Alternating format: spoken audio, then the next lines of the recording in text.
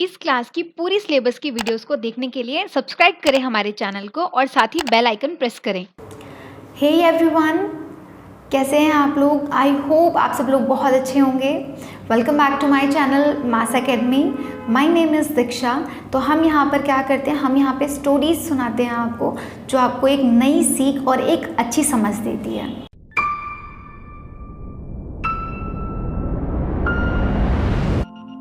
तो स्टार्ट करते हैं। It's story time.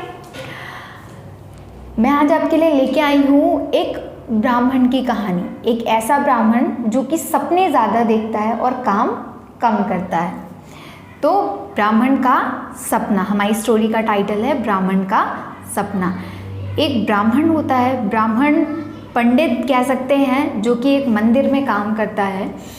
तो वहाँ पर लोग उसे आते हैं, थोड़ा बहुत खाने पीने के लिए कुछ भिक्षा वगैरह देते हैं। तो वो क्या करता है, उस भिक्षा को लेता है। उसको भिक्षे में आज क्या मिला है? सत्तू मिला है। उस ब्राह्मण को आज भिक्षा में क्या मिला है?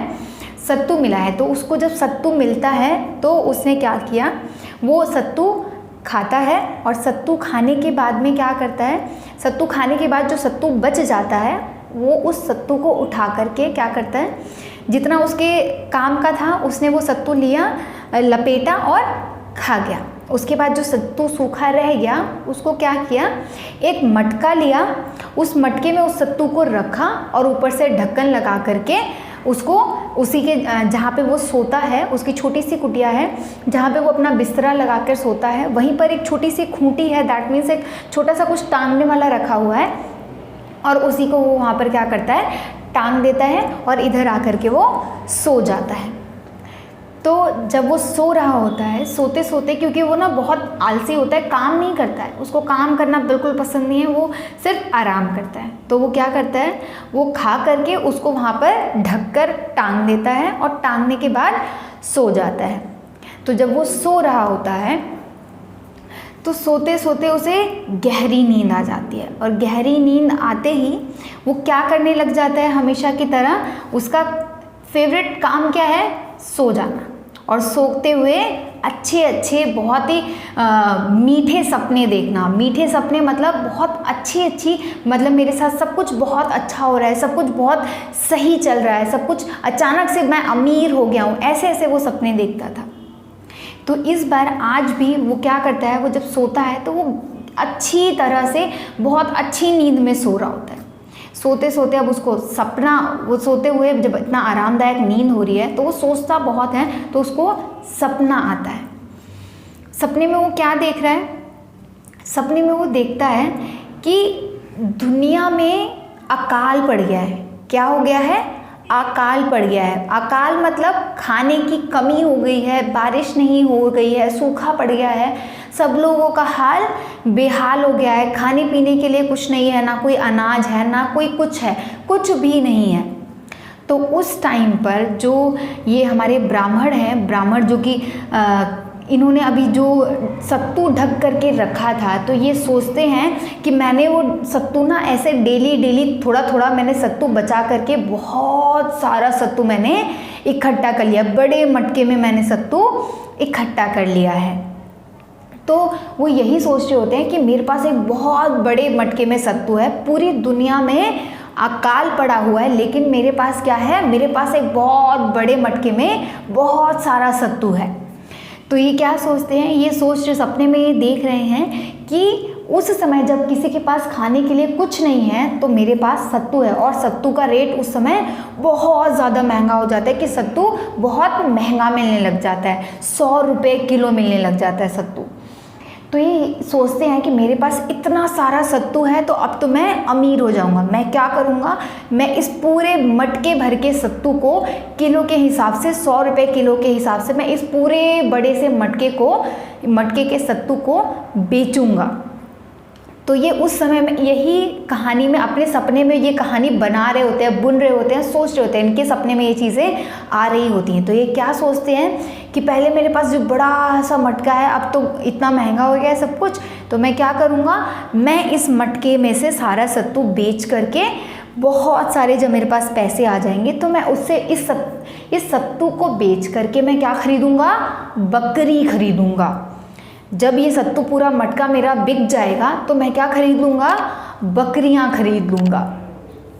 तो जब मेरे पास बकरियां आ जाएंगी तो मैं उन्हें पत्ते खिलाऊंगा, सब्जियां खिलाऊंगा, सब कुछ हरी हरी घास खिलाऊंगा। उसके बाद वो जब दूध देने लग जाएंगी तो मैं उनके दूध को भी बेचूंगा और ज़रूरत पड़ने पे उन बकरियों, जब मेरे को थोड़ा और पैसा मिल जाएगा तो मैं उन बकरियों को भी बेच करके क्या खरीद लूँगा, उन बकरियों को मैं बेच करके मैं क्या खरीदूँगा, गाय खरीद लूँगा। तो अभी बकरियां, पहले क्या था, सत्तू था, सत्तू को बेचा, क्या आ गया, सत्तू को बेच करके वो बकरी ले आते हैं, बकरी को बेच करके अब उन्होंने क्या खरीद ली है, गाय। बकरी तो कम दूध देती है और गाय कैसा दूध देता है, गाय ज़्यादा दूध देती है।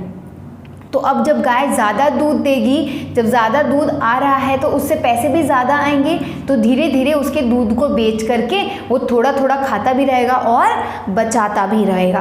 तो वो क्या करेगा, जब उसके पास थोड़े और पैसे इकट्ठे हो जाएंगे तो वो उस गाय को भी बेच करके क्या खरीद लेगा, एक भैंस खरीद लेगा।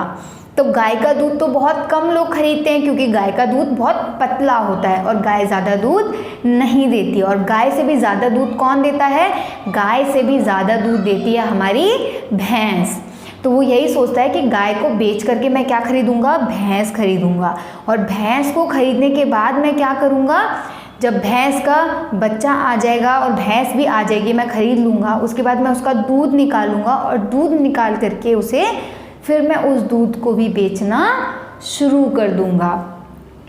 तो धीरे धीरे जैसे जैसे समय बीतता जाएगा मेरे पास ज़्यादा पैसे और इकट्ठे होते जाएंगे। और जब भैंस दूध देना बंद कर देगी तो मैं क्या करूँगा, मैं उस भैंस को भी बेच दूँगा और जो उसके दूध को बेच करके जो मुझे पैसे मिले हैं मैं उसे भी इकट्ठा करके वो भी मिला दूँगा। और भैंस का जो बच्चा है, जो उसकी भैंस का जो बेटी है, मैं उसको भी बेच दूँगा। तो ये सब मैं बेच करके क्या खरीदूँगा, इसके बाद मैं खरीदूँगा वो घोड़ा।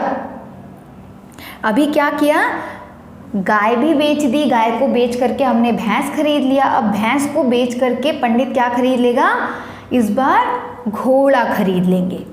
तो जब अब घोड़ा खरीदने का क्या फ़ायदा है, तो घोड़ा खरीदने का ये फ़ायदा है, पहली चीज़ तो घोड़ा क्या करता है, वो जहाँ पे रहते हैं जंगलों में, पहाड़ी जो एरिया है उनका जहाँ पे वो रह रहे हैं, वहाँ पर घोड़े से सबसे ज़्यादा चीज़ क्या हो सकती है, घोड़े पर लोगों को सवारी करवा सकते हैं। घोड़े पर लोगों को सवारी करवाएंगे, जो लोग पैदल नहीं चल सकते उनको वो घोड़े पर बिठा करके ऊपर पहुँचा देंगे और उनसे क्या ले लेंगे, पैसे ले लेंगे।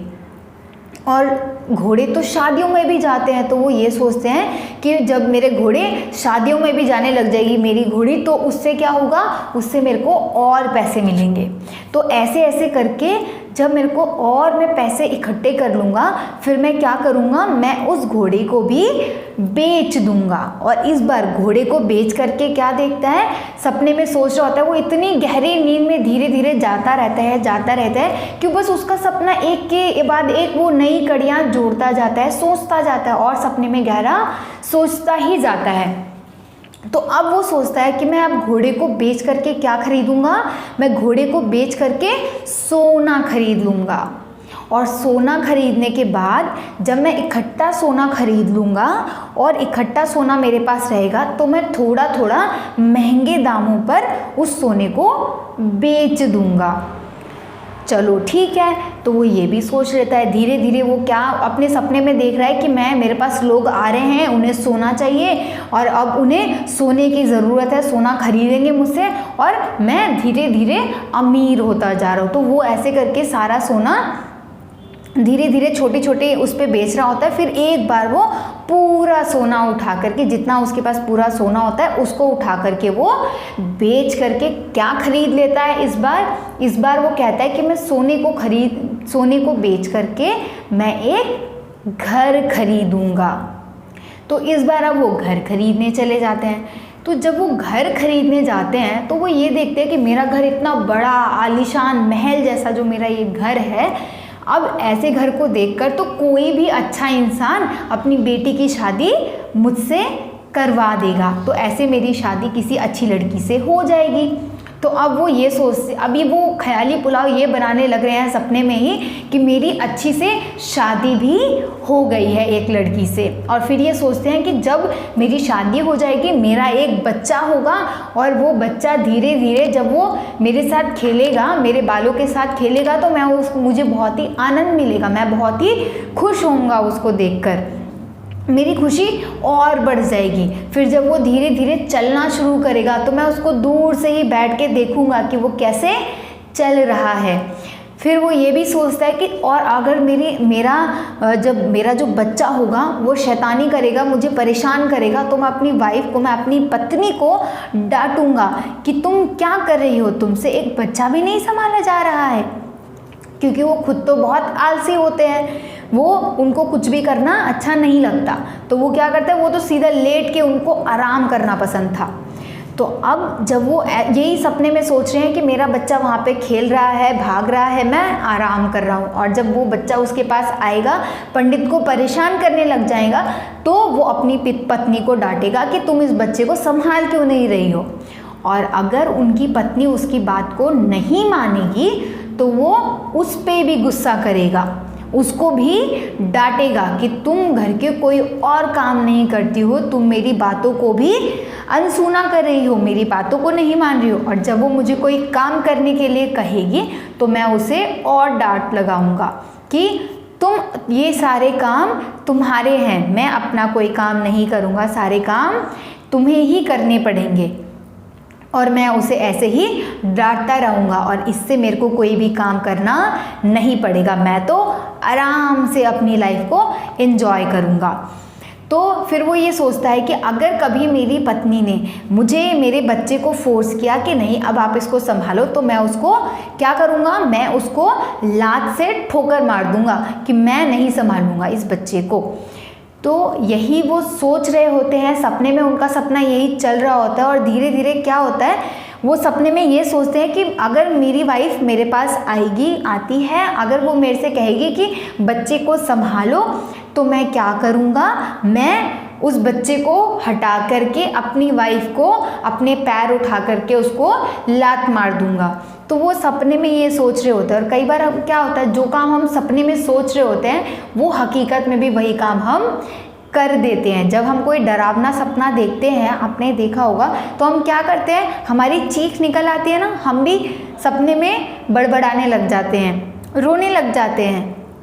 तो ऐसे ही वो क्या करता है, जब वो सपने में सोच रहा होता है कि मैं अपने पैर को उठाऊंगा और अपनी वाइफ को ठोकर मारने जा रहा हूँ, तो वो यही सोचता है कि मैंने अपना पैर उठाया, और हकीकत में वो अपना पैर उठा लेता है और क्या सोचता है, मैं अपनी वाइफ को ठोकर मार रहा हूँ, और वो अपने पैर को ऐसे लंबा ठोकर मार देता है। और वहीं पर क्या टंगा होता है, उसकी सत्तू का वो जो उसने मटकी सा छोटी सी मटकी रखी होती है ना, जिसमें उसने सत्तू करके रखा होता है, उसकी मटकी को वो क्या करता है, पैर से मार देता है। और वो मटकी वो जो जहाँ पे उसने टांगी होती है वो रस्सी में लगा के, वो मटकी रस्सी से बाहर निकल जाती है और मटकी वहाँ पर टूट जाती है, और जितना उसके अंदर सत्तू होता है वो सारा सत्तू बिखर जाता है। और उसकी आवाज़ सुनकर, जो मटके के गिर के टूटने की जो आवाज़ होती है, उस आवाज़ को सुन करके क्या करता है, बच्चा भी ब्राह्मण भी उस मटके की आवाज़ सुन करके उठ जाता है। और ऐसे ही ब्राह्मण का सपना टूट जाता है। जैसे ही ब्राह्मण की नींद खुलती है, ब्राह्मण का सपना टूट जाता है और वो देखता है कि अरे ये क्या हुआ, ये मटकी कैसे टूट गई, ये तो पूरा सत्तू सब कुछ बिखर गया। तो उनकी नींद के साथ ही साथ उनका सपना भी टूट जाता है कि अरे मैं तो सपने में अपनी पत्नी को लात मार रहा था, लेकिन यहाँ तो कुछ और ही हो गया। उन्होंने तो इसी के साथ हमारी कहानी यहाँ पे ख़त्म होती है। तो इस कहानी से हमें क्या सीख मिलती है?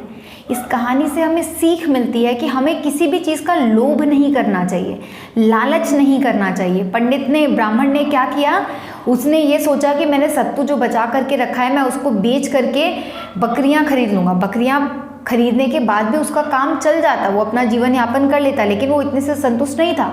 उसने क्या किया, उसने उसके बाद भी सोचा कि मैं इसके बाद दूसरी चीज़ खरीदूंगा, फिर उससे तीसरी, तीसरी से चौथी, चौथी से पांचवी, और धीरे धीरे करके मैं अचानक से बहुत अमीर हो जाऊंगा।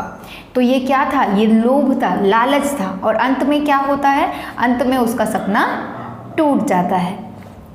तो हमें किसी भी चीज़ के लिए लालच नहीं करनी चाहिए। लालच का फल कभी भी अच्छा नहीं होता, हमेशा लोभ का, मोह का, लालच का फल बुरा ही निकलता है। हमें सपना देखना चाहिए, लेकिन सपने ये सोचकर कि सपना अगर देखेंगे तो हमें सफलता मिल जाएगी, तो ये चीज़ गलत है। हमें उसके लिए क्या करना पड़ेगा? सफल होने के लिए हमें मेहनत करनी पड़ेगी। कोई भी काम मेहनत के बिना नहीं हो सकता। अब आपको कभी भी बिना मेहनत के सफलता नहीं मिल सकती है, और अगर बिना मेहनत के सफलता मिल रही है तो वो थोड़े समय के लिए ही होगी। उसका लाइफ स्पैन जो होगा, वो टाइम जो होगा, वो ज़्यादा नहीं होगा।